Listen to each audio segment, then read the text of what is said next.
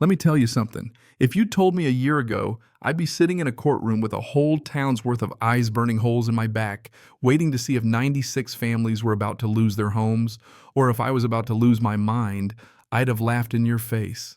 But here I was, dead center of the storm, watching the HOA president in her navy suit and store-bought smile freeze in place mid-sentence like she'd just seen her whole life flash before her eyes.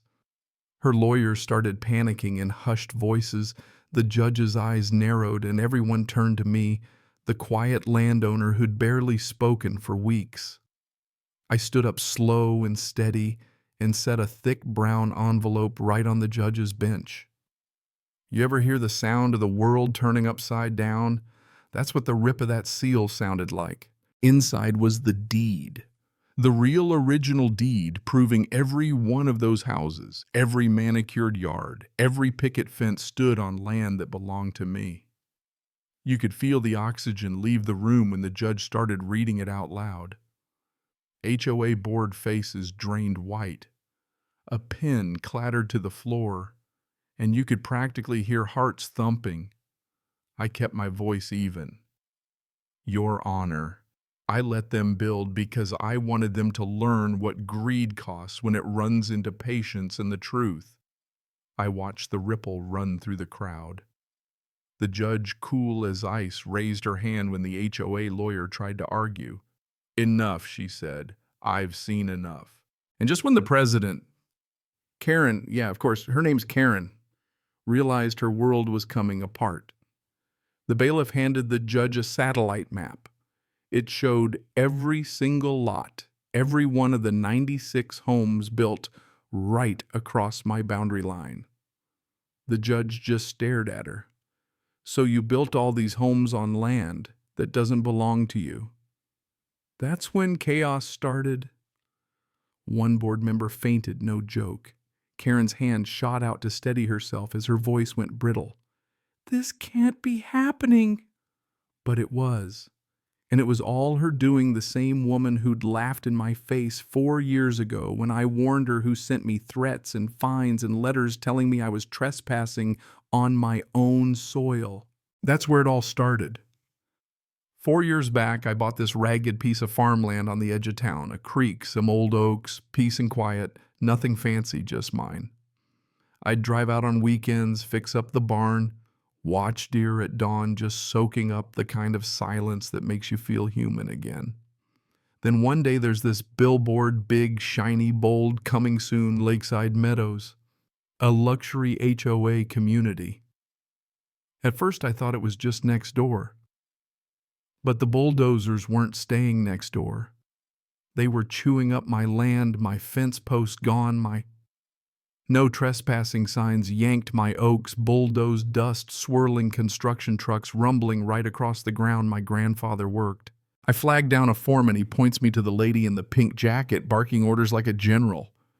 First time I meet Karen. She doesn't even look up from her clipboard. Sir, this is private property, she snaps. I say, yeah, I know it's mine. She lets out this short, sharp, fake laugh. Not anymore. It's been rezoned. Maybe you should take it up with the county. That smug tone, I swear it lit a fire in me. But instead of making a scene, I just walked back to my truck and muttered, let's see how far they'll go. And man, they went far. Weeks turned to months. I watched them tear up my land, pour concrete, raise houses where my trees used to be. To them, it was progress. To me, it was theft, plain and simple. But I kept my distance, just documenting photos, maps, county filings, every detail. They thought I was just some stubborn old farmer too slow to know he'd been beat. But I was waiting and watching. By the time they finished the last home fences, driveways, families moving in, I had a folder thick enough to stop a bullet drone shot, surveyor emails, zoning records, every old deed I could find. Then came the letter me accused of trespassing for walking along the creek I'd fished since I was a kid. That was it. I sent one line to their lawyer, see you in court. Back in the courtroom, Karen was shaking the homeowners, whispering, some pale, some furious, realizing their home sat on stolen ground. I didn't gloat, I just sat there. Because sometimes the best revenge isn't loud, it's legal. and the judge hadn't even ruled yet. I stood up again, nodded, and said, "Yes, Your Honor, there's more." I handed her another folder, mineral and water rights signed and notarized from 1978, which means, I said, every pipeline, every drop of water in this subdivision is mine too. There was a gasp, real movie moment stuff. Karen's face went sheet white. The judge blinked, then turned to me. "So even if they kept the land, they'd have no legal right to water it?" I nodded. For a second, nobody moved. That's when Karen exploded, slamming her hands down, shouting about millions invested, about how it couldn't be real. The judge shut her down. And I'll tell you, seeing the arrogance melt from her face, that felt better than winning the lottery. But this story wasn't just about land. There was another twist deeper than anyone in that room knew. 2 years before I'd discovered the rezoning approval in the county files had been forged, not just signed wrong, but faked outright. Karen's father, turns out he was the original puppet master, had been involved running schemes with county officials, forging papers, and when he died, Karen inherited not just his property, but his vendetta. She grew up thinking that land was hers by birthright. So when she bulldozed it for the HOA, it wasn't just business, it was personal. But a secret doesn't stay buried forever. See, my grandfather and her father had once been friends, worked the land together, until pride in a flood broke them apart. The old man left a letter buried under an oak tree for me. Told me to show mercy if the Daltons ever came for the land again. And wouldn't you know it, I found that letter right when I needed it most.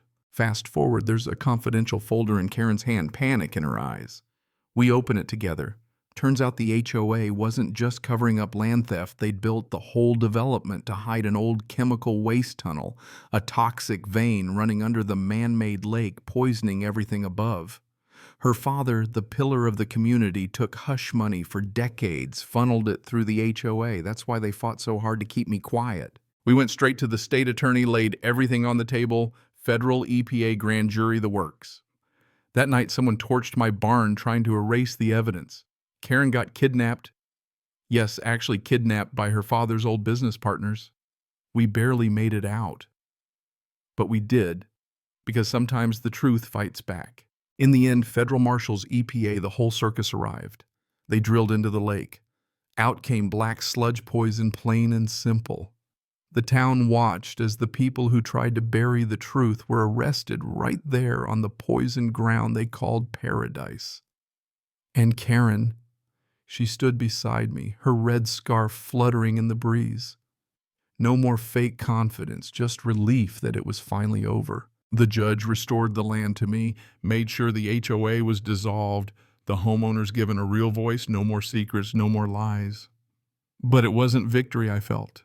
It was a heavy kind of peace, the peace that comes from knowing you stood up, not just for yourself, but for everyone who ever got steamrolled by power and pride. And you know what?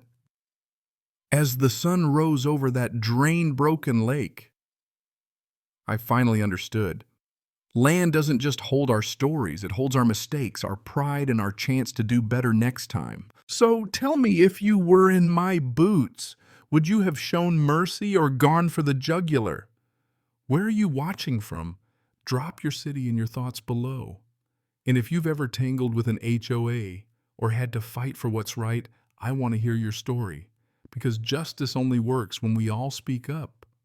Subscribe for more wild stories, and remember, some secrets don't stay buried forever.